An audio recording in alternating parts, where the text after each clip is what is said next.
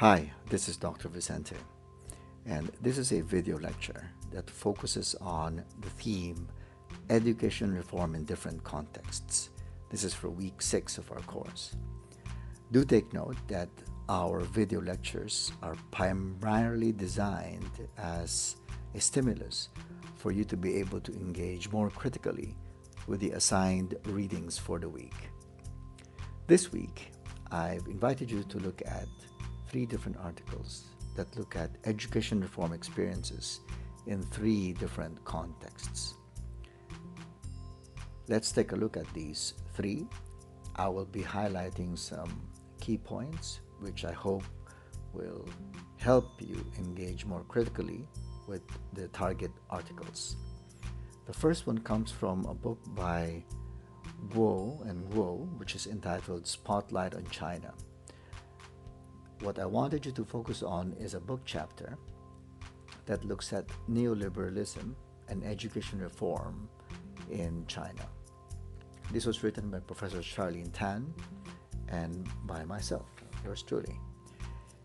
In this particular book chapter, we look at 3 main themes. First, we look at the dominance of the centrally planned state represented by China. And then we looked at the powerful tendencies of neoliberalism that has also made its way to China. And we locate the convergence of the centrally planned state and the increasing influence of neoliberalism by looking at a case study of curriculum reform as it occurs in Shanghai. One of the critical points that we raise in this book chapter, Professor Charlene Tan and myself, is the idea that when we take a look at education reform, and if we look at what is happening in China, what we see is a phenomenon where dominant central government seems to exist alongside market-oriented neoliberal factors.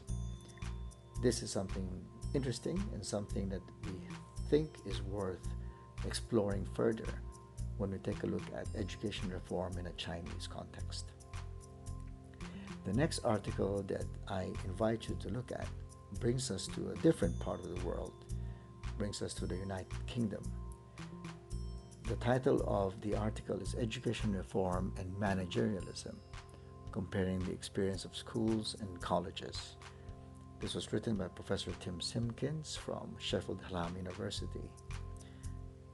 One of the key arguments that he brings up in this article, as he looks at Wales and England in the United Kingdom, is the seeming disappearance, if you put it that way, of the bureaucratic traditional educational setup displaced by managerialism.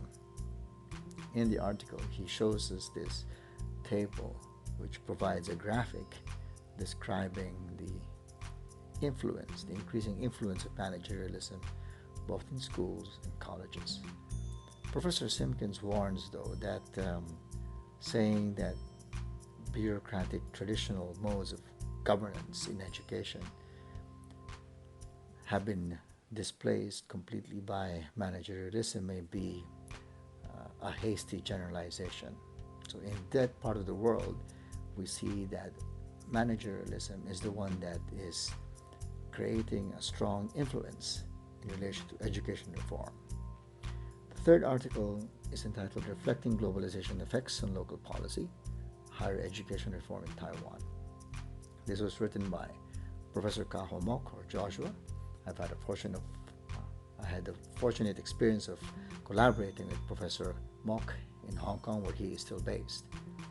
This article introduces us to education reform in Taiwan, another context, a different context from the two previous ones that we've seen earlier in this video lecture.